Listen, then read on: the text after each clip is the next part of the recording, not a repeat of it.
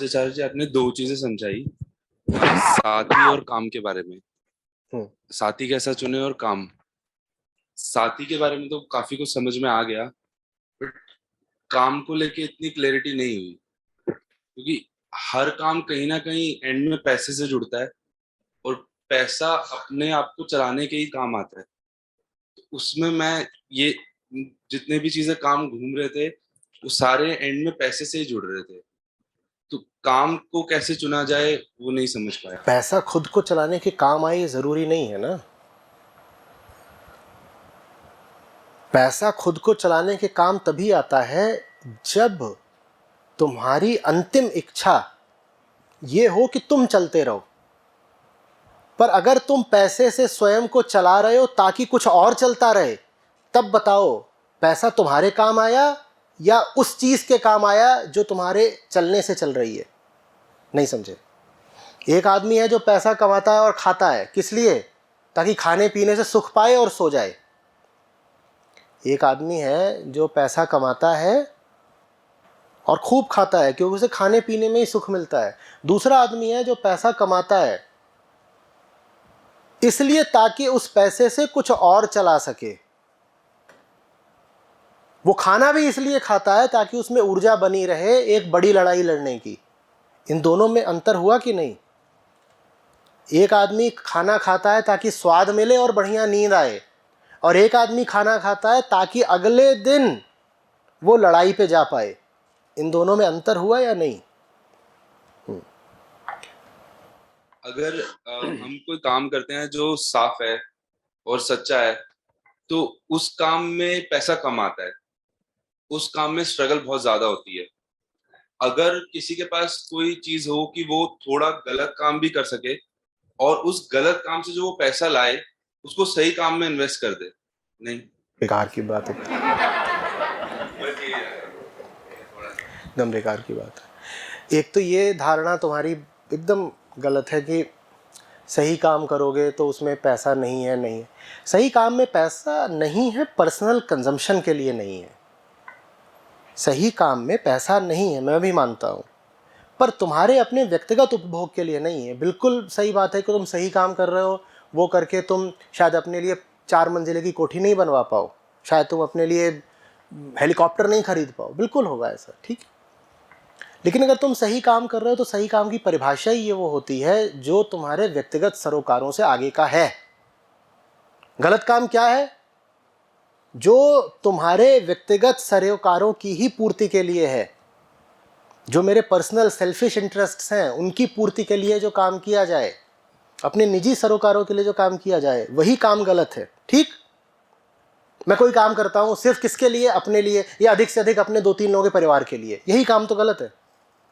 और सही काम की परिभाषा वो होती है जो सबके लिए किया जाए। अगर कोई काम तुम सबके लिए करोगे तो सब उसमें सहयोग देंगे या नहीं देंगे? क्योंकि वो काम सबके लिए है, सबके लिए। हाँ, इतना जरूर है कि कोई तुमको तुम्हारे मौज के लिए पैसा नहीं देने वाला। और क्यों दे? तुम्हारी मौज के लिए तुमको पैसा तभी मिलेगा जब तुम दूसरे की मौज कराओ। ये काम नौकरियों में होता है, यही काम व्यवसाय में होता है कि भाई तुम कहते हो कि मैं तुम्हारे लिए इतना काम करता हूं, बदले में तुम मुझे इतना पैसा दे दो। मैं वो काम करता हूं जिससे तुम भोगोगे, कंजम्पशन करोगे, और तुम मुझे पैसा दो बदले में जिससे मैं भोगूंगा, मैं कंजम्पशन करूंगा। ये जो है ये ईगोइस्टिक मॉडल ऑफ वर्क है। मैं तुम्हारे लिए काम कर रहा हूं ताकि तुम मौज करो, तुम्हें मैं प्रॉफिट बना के दूंगा। मान लो तुम धंधे के मालिक हो, तो मैं काम करके दूंगा ताकि तुमको महीने का 10 लाख का मेरी वजह से मुनाफा होता रहे, और उस 10 लाख में से 1 लाख तुम मुझे तनख्वाह के तौर पे दे दोगे। यही चलता है ना। उस 10 लाख का तुमने क्या किया? तुमने मौज मारी। 1 लाख मुझे दिया, उसका मैंने क्या किया? मैंने मौज मारी। दोनों खाए पिए मस्त सोए। ये ट्रेडिशनल मॉडल ऑफ वर्क है, इसको मैं इगोइस्टिक मॉडल बोल रहा हूं। कर्म का दूसरा भी तरीका हो सकता है। मैं देख रहा हूं क्या करना जरूरी है, और जो करना जरूरी है वो सिर्फ मेरे लिए जरूरी नहीं है, वो सार्वजनिक हित में जरूरी है। मैं जो कर रहा हूं सबके लिए कर रहा हूं। और अपने लिए मुझे बहुत चाहिए नहीं, अपने लिए मुझे उतना ही चाहिए, मुझे बस उतना देते रहो जितने में मैं काम करता रहूं। अगर मुझे कुछ नहीं दोगे तो मैं काम ही नहीं कर पाऊंगा, तो मुझे अपने लिए बहुत ज़्यादा चाहिए नहीं। अब भी तुमको लोग देंगे, अब तुमको इसलिए नहीं देंगे कि तुम उससे मौज मारो, अब तुमको इसलिए देंगे ताकि तुम उससे कुछ अच्छा करके दिखाओ। या तुम ये सोचते हो कि तुमने कमाया सिर्फ तब जब तुम दूसरे की मौज कराओ?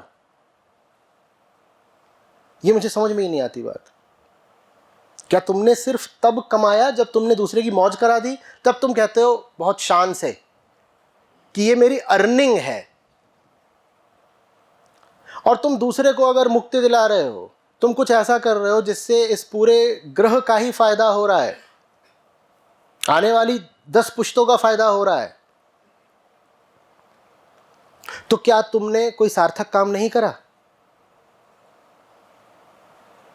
और बल्कि ऐसा काम करने में तुम्हारे लिए अस्तित्व भर के संसाधन खुल जाते हैं, उनका तुम्हारे पास कोई सम्मान नहीं है। क्योंकि भूलो नहीं, कोई भी व्यक्ति मौज भी इसलिए चाहता है क्योंकि वो पीड़ित है, ठीक? तो गहरी पीड़ा है, सतही मौज है। कोई व्यक्ति, किसी व्यक्ति को तुम मौज कराते हो, उस चीज के अगर वो तुमको 1 लाख दे सकता है तो वो तुम्हें कितने देगा अगर तुम उसकी गहरी पीड़ा ही मिटा दो? जल्दी बोलो। कोई व्यक्ति मौज भी इसीलिए करता है क्योंकि सर्वप्रथम वो पीड़ित है, पीड़ा गहरी है, मौज सतही है। तुम उसकी मौज में मददगार बनते हो, इस बात का तुमको वो 1 लाख दे देता है। और अगर तुम उसकी पीड़ा ही हटाने में मददगार हो जाओ तो तुम्हें कितना दे देगा? कितना दे देगा? न जाने कितना दे देगा। बस एक शर्त होगी कि बेटा, जैसे मैं तुमको ये नहीं दे रहा हूं अपनी मौज करने के लिए, वैसे ही तुमको इसलिए नहीं दिया जा रहा है कि तुम इससे मौज करो, तुमको ये दिया जा रहा है ताकि तुम जमाने भर की पीड़ा हटाओ। और जब आप एक सार्थक काम में लगे होते हो ना, तो उस सार्थक काम में ही मौज आ जाती है। फिर आपको बहुत चाहिए भी नहीं होता है कि मैं विदेश यात्रा करूं और 100 तरीके के और जो झंझट झवार होते हैं वो करूं, तब जा करके मुझे थोड़ा सुख मिलेगा। आनंद गहरा होता है लेकिन आर्थिक तौर पर सस्ता होता है।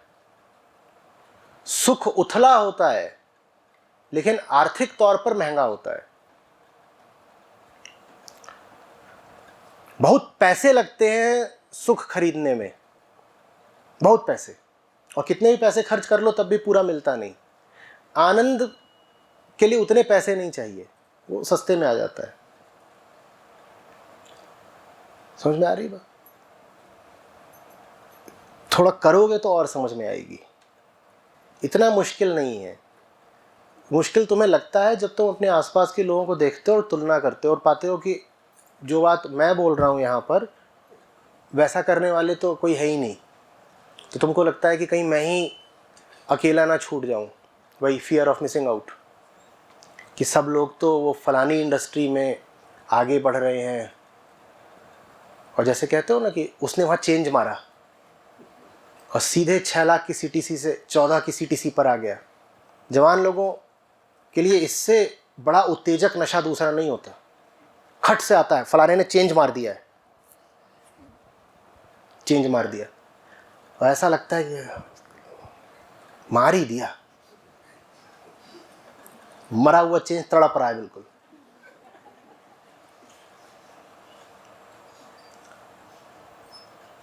और वहां तुम बोलो कि नहीं, अब मैं कोई सार्थक काम करने जा रहा हूं,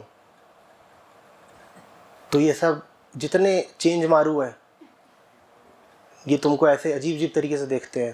हा, Shem Shem potty Shem.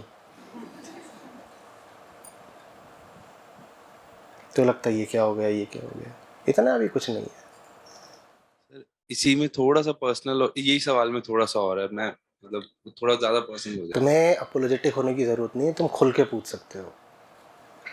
Sir मैं आपको 2018 से सुन रहा हूँ, और अभी रिसेंटली वही पैसे थोड़े कम ही आते हैं सही काम में।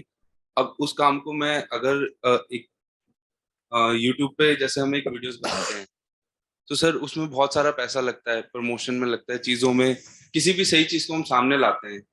तो एक मेरे पर्सनल ग्रुप में कुछ ऐसे लोग हैं जो ऑलरेडी यूट्यूब कर रहे हैं, बट वो बिल्कुल ही कुछ बकवास बनाते हैं और वो बहुत चलता है। सो एक वहां पे चीज आई कि भाई अगर अपने पर्सनल मजे नहीं मारने हैं, मुझे शौक नहीं है अगर इन सब चीजों, मुझे मेरे काम से मतलब है, जो करना चाहते हैं हम लाइफ में। तो जैसे कि भाई ये चैनल्स हैं, इनको आप कुछ टाइम के लिए बना लो, कुछ टाइम की मेहनत करो, ऑटोमेशन में चलते रहेंगे, आपको पैसा आता रहेगा, जो आए वो आप इन्वेस्ट कर लो। शुरू करने के लिए कर सकते हो ऐसा, पर इस पर रुक नहीं सकते। नहीं नहीं, बिल्कुल भी नहीं रुकना सर, शुरू का भी मन बहुत, अगर इतनी ईमानदारी है बिल्कुल है कि ये काम सिर्फ शुरू करने के लिए किया जा रहा है, ये मेरी इंडल्जेंस नहीं है, ये मेरी विधि है, मेरा मेथड है, तो ठीक है। इन दोनों में अंतर समझते हो ना? हाँ जी। एक होता है कि मैं एक मिश्रित, मिलावटी, एडल्ट्रेटेड काम इसलिए कर रहा हूँ क्योंकि उसमें मेरा स्वार्थ है, और एक दूसरी चीज़ होती है कि वो काम मैं इसलिए कर रहा हूँ क्योंकि वो मेरी रणनीति है कि अभी शुरुआत ऐसे करूँगा फिर कुछ और। तो अगर रणनीति के तौर पे कर रहे हो, स्वार्थ के तौर पर नहीं, तो ऐसे शुरू कर लो।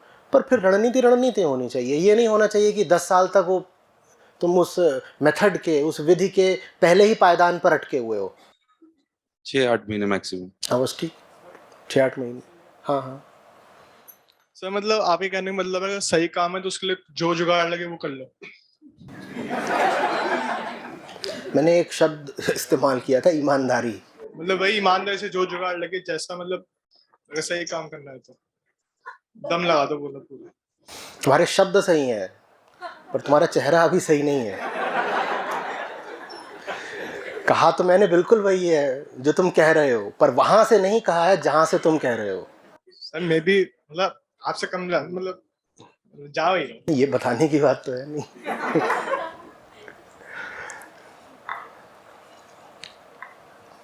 ईमानदारी, ईमानदारी, इसका फैसला सिर्फ तुम कर सकते हो कि अगर शुरुआत में तुम कोई मिश्रित काम कर रहे हो जिसमें कुछ मिलावट है, तो वो मिलावट तुम्हारी स्ट्रैटेजी है या तुम्हारी डिसऑनेस्टी, ये सिर्फ तुम तय कर सकते हो।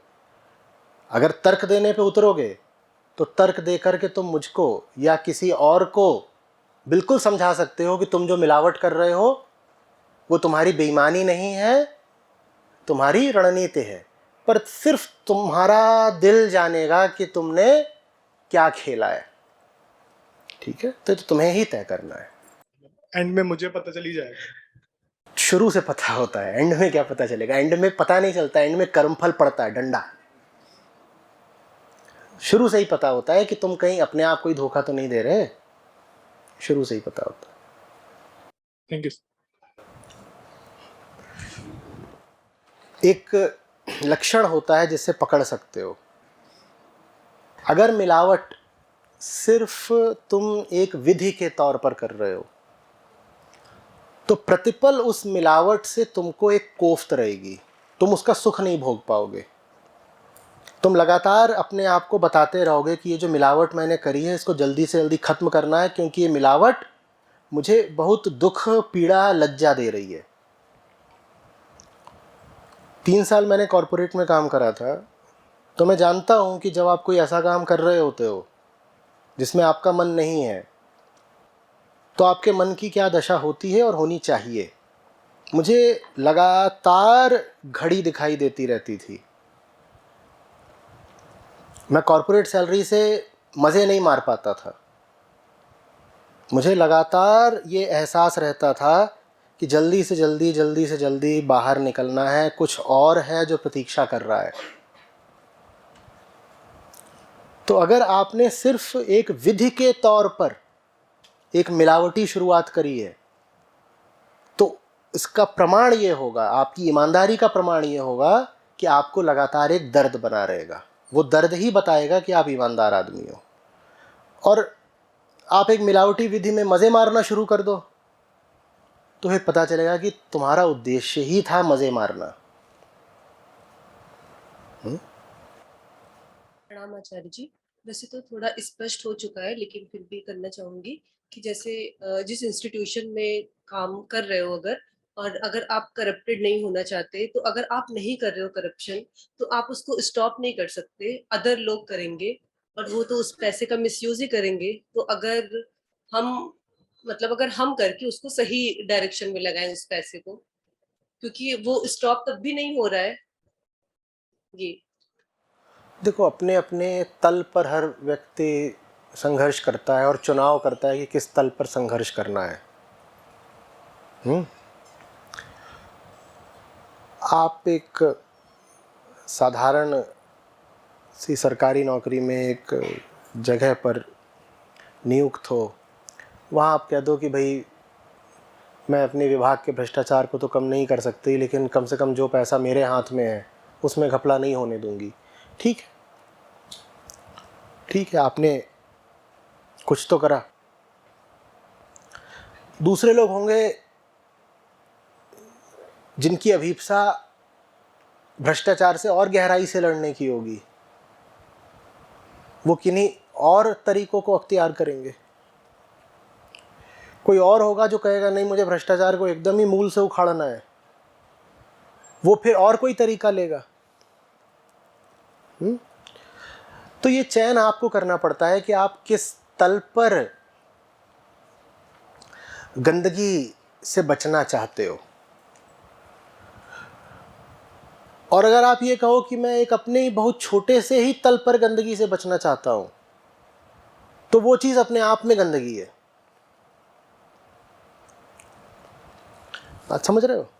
वो फिर ऐसी सी बात है कि क्या उदाहरण दूं,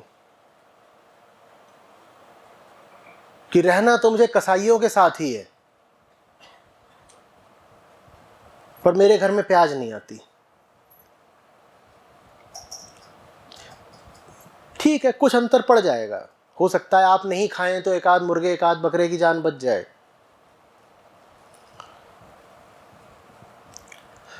लेकिन कसाई बाड़े का व्यापार तो जैसा चलता है वैसा चलता ही रहेगा। समझ में आ रही है बात? तो मैं ये भी नहीं कह सकता कि आपने कुछ नहीं करा। शायद आपने 2-4 मुर्गों की 2-4 बकरों की जान बचा दी, लेकिन मैं ये भी नहीं कह सकता कि आपने कुछ सार्थक करा। आप वहां बैठे हुए हैं और आपके चारों ओर कत्ल खाने में खून वैसे ही बह रहा है, तो आपने क्या करके दिखा दिया? तो अब हर व्यक्ति को ये चुनना पड़ेगा कि अगर उसको अंधेरे और भ्रष्टाचार से लड़ना है तो किस तल पर लड़ना है। ज़्यादातर लोग तो परेशान ही नहीं होते ऐसा कोई चुनाव करने के लिए, वो कहते हैं हमें लड़ना ही नहीं है, हम तो कत्ल खाने में शामिल हैं, लड़ाई कौन सी। लेकिन जो लोग साफ सुथरा जीवन जीना चाहते हैं, मैं उनसे बात कर रहा हूँ। मैं कह रहा हूँ ये जो व्यक्तिगत शुचिता का सिद्धांत रहा है भारत में, इसने हमारा नुकसान ही करा है। व्यक्तिगत शुचिता समझते हो? सड़क गंदी पड़ी है, घर बहुत साफ है। भारत में यही चलता है ना, पूरा मोहल्ला गंदा पड़ा है, घर बिल्कुल पाक साफ है। मैं बिल्कुल सफाई कर दी, मक्खी नहीं बैठने देंगे, गंगा जल छिड़केंगे, और घर के ठीक बाहर कूड़े का ढेर है। ये बात ठीक है, घर के अंदर सफाई है, ये बात बुरी तो नहीं है, अच्छी बात है, लेकिन ये बात मुझे नहीं जचती। घर भी गंदा कर लो, उससे अच्छा है कि घर साफ है, लेकिन सिर्फ अपना घर साफ करके क्या मिल जाएगा?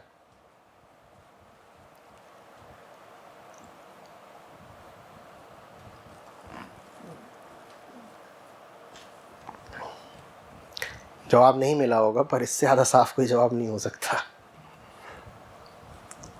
धन्यवाद आचार्य जी।